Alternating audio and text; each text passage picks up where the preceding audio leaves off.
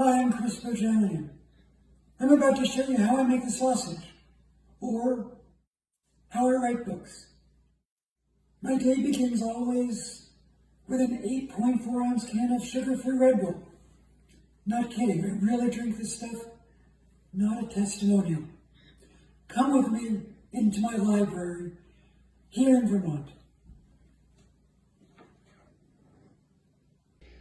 Yes, Jessie, my dog, is often with me. When I'm not in my chair, Horton the cat is. When I am in my chair, Horton is in my lap. This is my writing space, my library. You will note that it is pretty clean. And I must admit, I did not vacuum or dust for this video. I am compulsive. It is always this tidy. The day begins here, at the dictionary. After all, I work with words. And every day I like to pick out one or two words I have never used before. Luminescent, noctivagant, cerulean, or, and this is a running joke among some of my most devout readers, phantasmagoric. I have used the word phantasmagoric in so many of my books.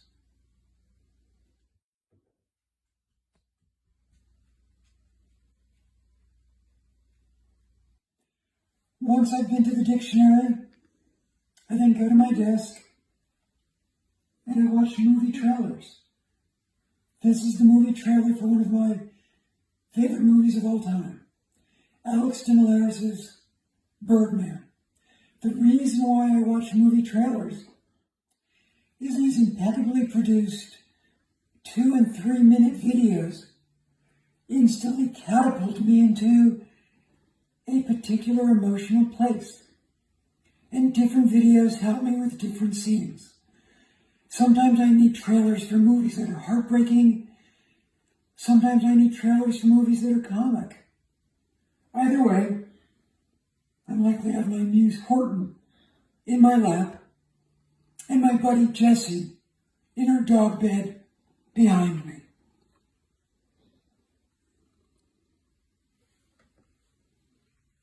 Every day I'm at my desk. My goal is to write 1,000 words. I don't always write 1,000 words, but that's the goal.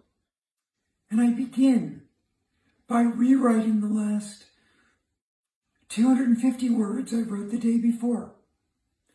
That's a trick I learned from Ernest Hemingway, not personally, but it's something he talked about in his book on writing. The advantage to rewriting what you wrote the day before is, first of all, you're getting reacclimated with the material. You're getting back in touch with your characters. Secondly, you're editing. You're making it better. The first draft is never the last draft.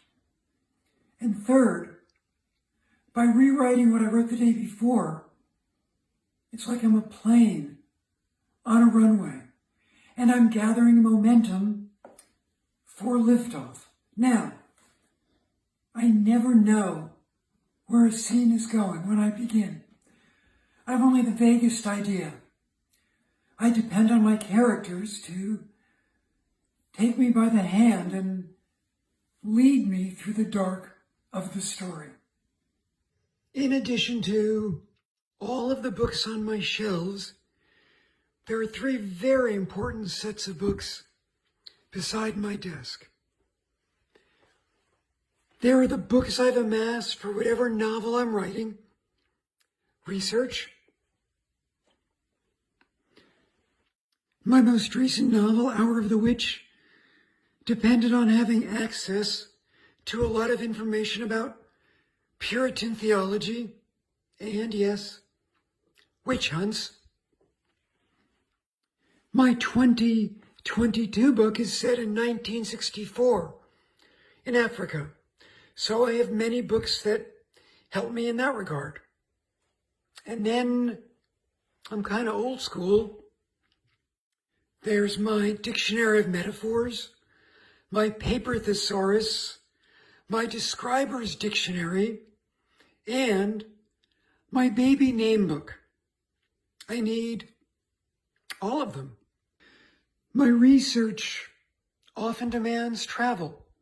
So for that 1964 novel, I went to Africa, to the Serengeti.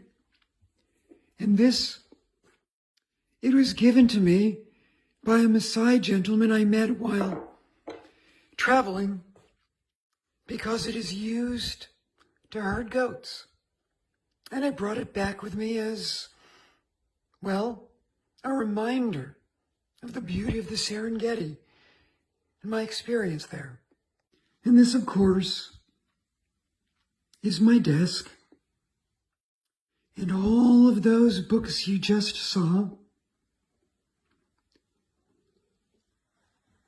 are within easy reach. Now, I write on a computer, but every 50 or 75 pages, I print out what I have, and then I edit those pages by longhand using a fountain pen. And I use a fountain pen for a lot of reasons. But the main one is this. A fountain pen demands that I think more slowly, because fountain pens are messy. You have to concentrate more and find the right synonym. Burgundy instead of red. Rosé instead of burgundy. Then I take those pages and I input my corrections onto my computer and write another 50 or 75 pages, print it out, and do it all again. Now, I'm here in my library in the mornings. This is where I write. But in the afternoons, I'm outside. In the spring, summer, and fall, I'm on my bike. In the winter, I'm in the woods. Why? Because I think. I think about what I'm going to write the next day. I solve problems with scenes and characters. Someone once said, the most important tool a writer can have is a walk. For me, it's a bike ride. I'm asked often, are my books character-driven or plot-driven? I would actually say they are premise-driven.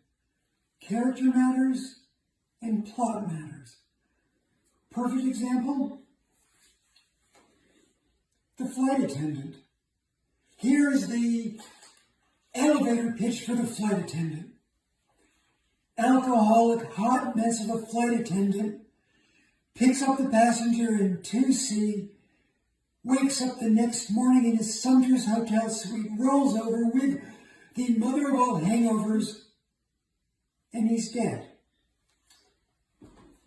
That's all I knew when I started the book. But the book is character-driven, and that it's the story of Cassie Bowden, a functional alcoholic who's got so many childhood demons. And in that regard, it's a character study. How far will she fall before she finally begins to try and make good decisions and save her life? But it's also plot-driven because she has to unravel the night before. Why is this person beside her dead? Was she involved? She's a blackout drunk. Who is trying to kill her? All of that figures into the book. Another example, Hour of the Witch. Again, it is fundamentally a premise that interested me. The premise of Hour of the Witch was pretty simple. Devout 24-year-old Puritan wife sues her cruel, abusive, horrific husband for divorce. The grounds? Cruelty. What today we would call domestic violence. Yes, it was indeed inspired by the first divorce in North America for domestic violence. But it was also inspired by America's first witch hunts. 30 years before Salem, Hartford was hanging witches. In 1656, the governor of Massachusetts had his sister-in-law hanged as a witch. So, Hour of the Witch is certainly character-driven. The story of the courageous Mary Deerfield. But it is also plot-driven. A courtroom drama about a divorce trial, and then a courtroom drama that revolves around a witch hunt. In part because I have no idea where my books are going. They go through a lot of drafts, easily 6 or 7. I have 3 great editors in my life. 2, well, they sit on my desk. My lovely bride, Victoria Bloor, has read every word I have written since I was 18 years old. And our daughter, our amazing Grace Experience, has been reading my books since, well, she was in 7th grade and providing editorial input since she was a senior in high school. She's also one of the great audiobook narrators in my world, and I'm always thrilled when she narrates one of my audiobooks. In addition to my lovely bride, Victoria, and Grace, I'm really fortunate in that I've had the same editor since 2010.